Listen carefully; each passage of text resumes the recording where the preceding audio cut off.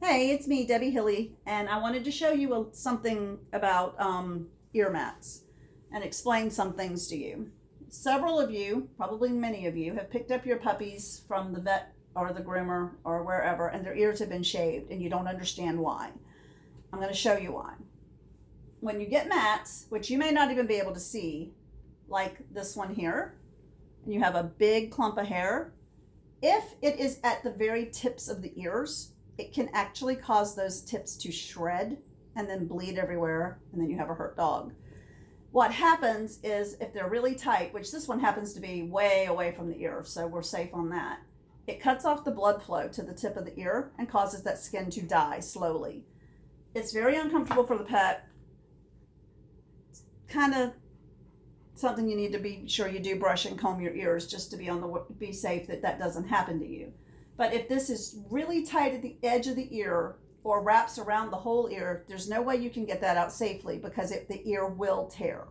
If the ear tears, then there's a vet bill, you've got a bloody dog, you've got a mess, and it's usually a white dog on top of it all. So what you need to be able to do on ears, when I'm combing my ears out, I always lay ears in my hand and I comb, and when I can feel the comb on the other side coming through my fingers, then I know that I've brushed out that ear. So remember, when I'm doing this, I am holding the ear. This one's not matted. I am holding the ear flat against my hand, and I make sure that my comb is touching the ear and then combs all the way through. Flip the ear over. Okay, Sophie. And do the same thing on the inside. When you can feel that on your skin and you know that you've got all the mats out, then you've got a well brushed out ear. I'm not sure how this one got this way and the other ear was fine, but that is what happened.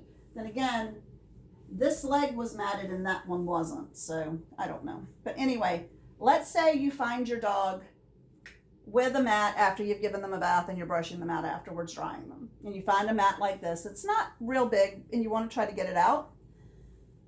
You can use a brush, and I'll show you. Turn that way, Sophie.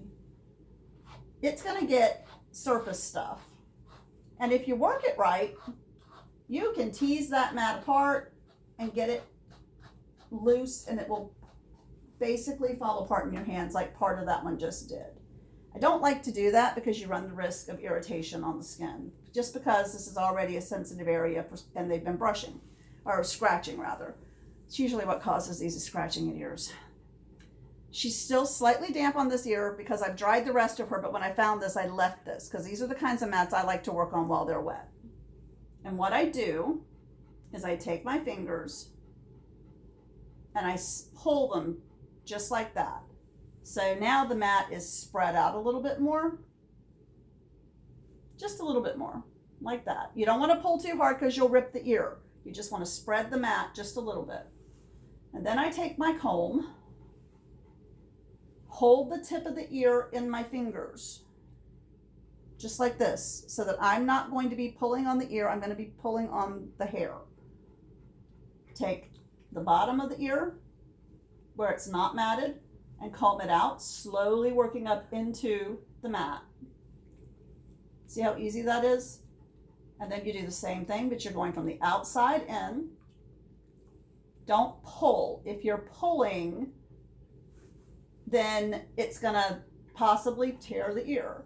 But if you'll notice how fast that little mat came right out with no effort, no discomfort at all, she's done. That's it. That mat's gone. Hold the ear in your fingers and separate the hair out.